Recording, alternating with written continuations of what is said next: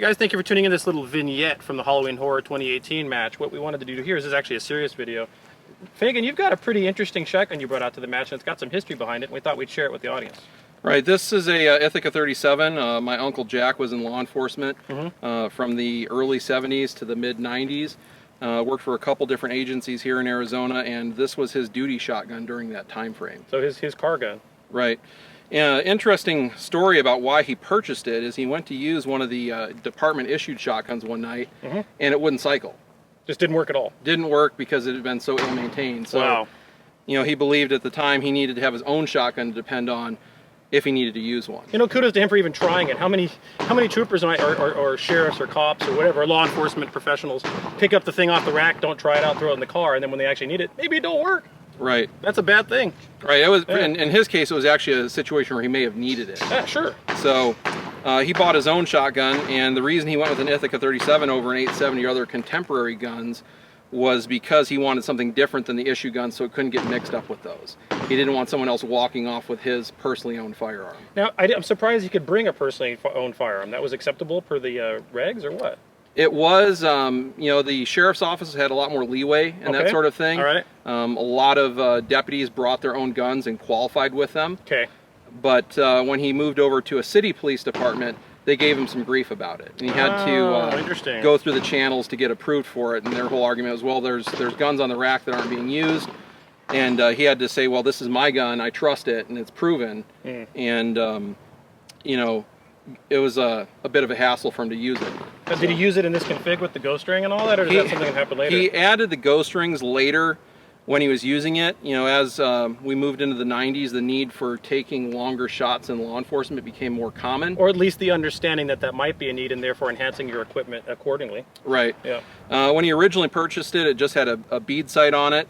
And interesting thing was, because of the gray parkerized finish, the local bikers they often encountered in Guadalupe started calling it the Gray Lady. Really? So it had its reputation with its own name. He never used it on anyone other than an impact weapon, but at the time or striking with the muzzle. Sure. But at the time, going into a bar and racking a shotgun actually did tend to end fights, because then it was suddenly taken seriously. Something to the fact that, okay, this guy isn't kidding around. Right. Now the thing is, from a personal self-defense scenario, we always hear people saying, just rack the shotgun and they'll leave. But that's a lot different than a sheriff or a law enforcement officer walking into a bar and doing that. Right. When you're in your house, do not count on the sound of a gun to assuage someone that's in there to cause you harm. But in his situation, he found that to actually at least draw attention and make them go, all right, we're not screwing around today. Right. All right. And then finally, the side saddles were added after his retirement in the and these are on with Velcro. Yeah, these are actually 3-gun gear side saddles that I showed him when I was first getting into 3-gun in the early 2000s. Okay.